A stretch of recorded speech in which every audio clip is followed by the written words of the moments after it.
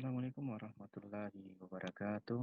Alhamdulillahirrabbilalamin. Wassalatu wassalamu ala rasulillah. Sayyidina Muhammad wa ala alihi wasahbihi wasallam. Alhamdulillah, puji syukur kita panjatkan kehadirat Allah SWT karena kita masih dipertemukan dalam keadaan sehat walafiat di tahun ajaran yang baru ini, tahun 2020-2021 dalam masa pandemi Corona, ya.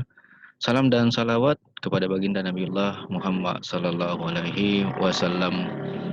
Baik, untuk tahun ajaran baru ini eh, sekolah mengamanahkan kepada saya untuk mengajar pendidikan agama Islam dan budi pekerti semester 5 di kelas 12. Baik, tanpa panjang lebar lagi kita langsung saja materinya karena materi ini online, pembelajarannya online, jadi saya tidak terlalu berlama-lama. Saya juga akan menjelaskan tidak terlalu panjang lebar. Baik, bagi yang punya buku yang diambil dari perpustakaan ini sama, ataupun boleh sharing di shares di Google, di internet ya, kalau tidak ada materi yang Anda miliki.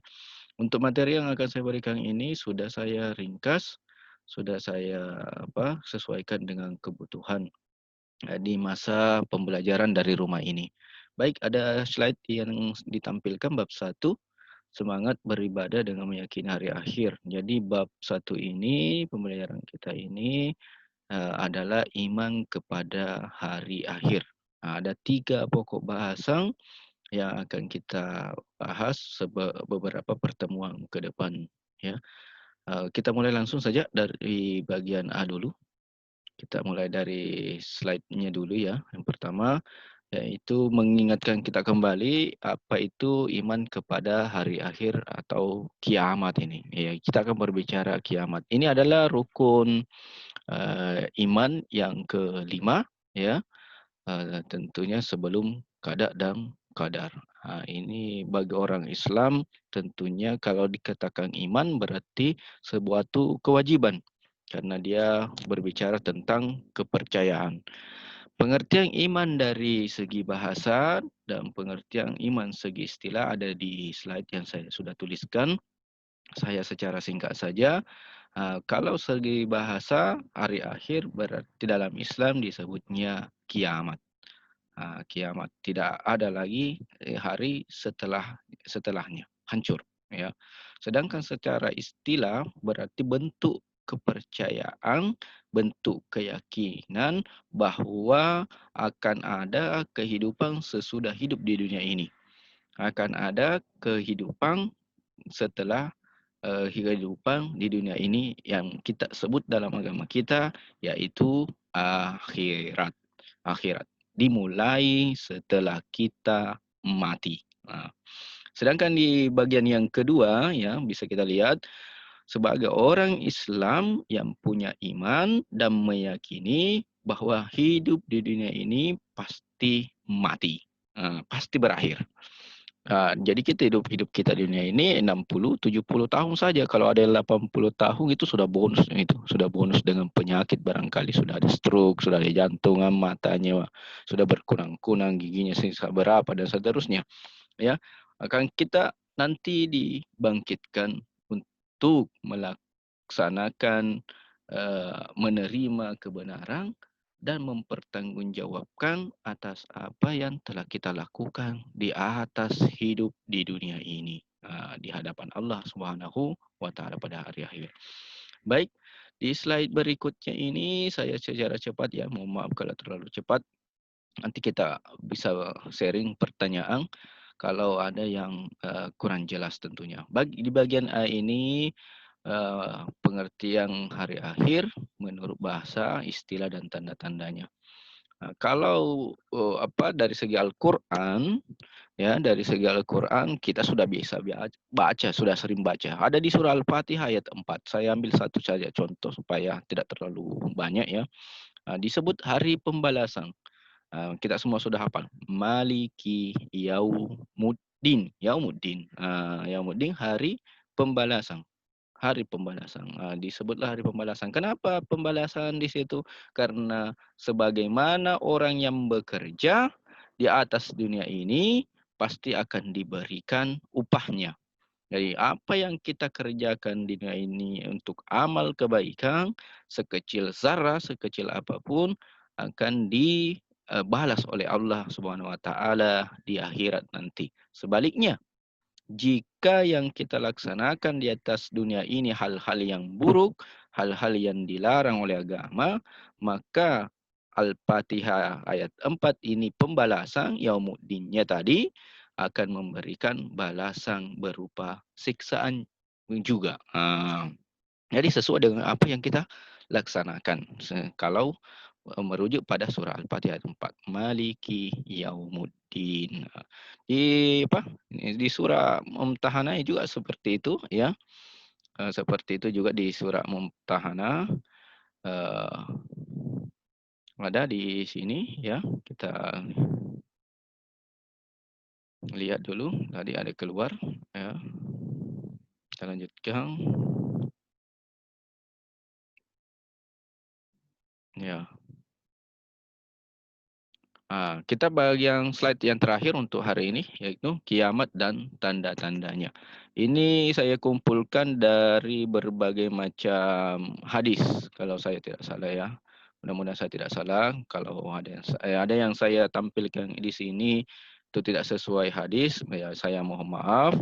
Kekurangan saya sebagai manusia yang masih belajar tentunya. Kiamat dan tanda-tanda. Yang pertama adalah hamba sahaya wanita melahirkan anak majikannya. Apa maksud dari hamba sahaya wanita melahirkan anak majikannya? Sesuai penjelasan yang saya baca daripada tanda-tanda kiamat yang pertama ini, maksudnya adalah hamba sahaya itu adalah pembantu rumah tangga kalau zaman sekarang, ya, asisten rumah tangga, wanita melahirkan majikannya. Artinya eh, sang pembantu ini selingkuh dengan majikannya sehingga melahirkan anak. Itu yang saya baca Kak, ya. Saya baca penjelasan daripada hamba saya wanita melahirkan anak majikannya. Apakah sekarang sudah terjadi? Iya, banyak kita saksikan ya di berita, di televisi, bahkan ada difilmkan, ada yang menjadi film ini yang seperti ini. Ya, baik. Yang kedua, tanda-tanda kiamat yang kedua ini dari segi kehidupan, ya ini orang berlomba-lomba membangun gedung-gedung tinggi. Nah, dulu terbukti. Dulu Rasulullah SAW mengatakan nanti akan ada yang umatku yang berlomba-lomba tidak pakai sandal, berlomba-lomba membangun gedung tinggi. Dan sekarang terbukti. Gedung tertinggi di dunia yang sekarang ini ada di Dubai, Burj Khalifa. Tingginya hampir 1 kilometer. Weh, tinggi sekali. Gedung tertinggi di dunia. Ya, dibangun di padang tandus, padang pasir, sekarang menjadi kota yang luar biasa, kota metropolitan. Dan terbukti kata Rasulullah SAW, tanda kiamat ini orang akan berlomba-lomba membangun gedung-gedung tinggi. Bagian yang ketiga, laki-laki berpenampilan seperti perempuan. Laki-laki berpenampilan seperti perempuan. Banyak tidak di jalan ini? Tentunya banyak ya. Kalau di jalanan kita biasa lihat yang seperti ini di jalanan nih banyak. Dikira perempuan, panjang rambutnya, setelah balik kita melihat mukanya, wih kumisan. Ya. Ada juga dikira laki-laki, ternyata perempuan karena pakai jeans, pakai apa baju pendek, baju tidak pakai jilbab, rambutnya juga pendek seperti laki-laki, potongannya seperti laki-laki, padahal dia perempuan. Ternyata seperti ini banyak ya, banyak di kehidupan kita sekarang ini. Yang berikutnya, yang keempat, malam lebih panjang daripada siang. Apa maksud daripada malam lebih panjang daripada siang? Di zaman Rasulullah SAW, kalau malam sampai beberapa tahun ya sebelum teknologi maju, malam itu digunakan untuk istirahat umumnya sampai hari ini. Tapi banyak juga zaman sekarang itu malam lebih panjang daripada siang karena malam dipakai untuk bekerja. Ya, banyak sekali usaha-usaha, perusahaan-perusahaan yang beraktivitas di malam hari, bahkan 24 jam. Inilah disebut dengan malam lebih panjang daripada siang. Kalau dulu siang dipakai hanya untuk bekerja, malam ini pakai istirahat. Sekarang tidak. Malam pun menjadi kerja. Orang beraktivitas di mana-mana. Di kota-kota besar hampir ada kota 24 jam tanpa istirahat, ya. Apalagi karyawan-karyawan shift 3 itu, ya. Yang kelima, ini Al-Quran tidak dianggap lagi sebagai pedoman hidup, melainkan hanya sekedar bacaan. Jadi kesaktian Al-Quran diangkat oleh Allah sedikit, sedikit, sedikit, sedikit, dan singsa bacaan saja. Ini sesuai dengan apa yang dikatakan oleh Rasulullah SAW. Ya, kalau dulu sahabat-sahabat Nabi itu luar biasa. Ya, begitu tingginya amalan mereka, tidak pakai bekal apapun, ya, fisabilillah, mereka bisa hidup karena keyakinannya kepada Al-Quran. Kesaktiannya Al-Quran masih melekat dalam hidup mereka, ke hati mereka. Kalau sekarang ya sudah meredup. Yang terakhir, banyak manusia menjadi kufur dan murtad. Kufur artinya tidak tak bersyukur, berfoya-foya. Berfoya-foya, bermegah-megah, bersombong-sombong dengan hartanya dan lain sebagainya, ya.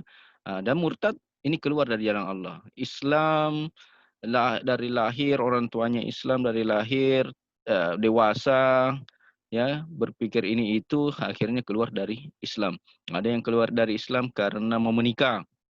Ada yang keluar dari Islam karena pekerjaan, masalah ekonomi, budaya, dan lain sebagainya. Akhirnya disebutlah mereka murtad. Ini saja materinya ya. Saya rasa cukup. Kalau ada yang kurang jelas silahkan di Japri bertanya, kita sharing sama-sama. Karena waktu yang membatasi kita, sehingga Pak Nasir hanya mampu memberikan materi seperti ini. Jadi mohon maaf sekali lagi kalau ada kekurangan pada materi yang saya bawakan ini. Lebih dan kurangnya mohon dimaafkan, ya. Sebelumnya kita ini dicatat semua mulai dari yang pertama tadi, ya. Mulai dari ini, mulai dari yang pertama. Ini judul, ya, ada judulnya, mulai dari judul yang pertama, kita catat saja. Ini sudah saya ringkas, jadi tidak terlalu panjang sebenarnya, ya. Yang kedua, yang ketiga, ada 3 halaman slide di ini, Anda catat saja. Setelah Anda catat, Anda foto, tulis namamu di kertas, nama dan kelasnya, ya, nama dan kelasnya dipoto, lalu dijapri ke saya, atau boleh dikirim lewat wali kelas juga boleh, ya, sebagai absensi. Ini ya. Baik, cukup sekian. Assalamualaikum warahmatullahi wabarakatuh.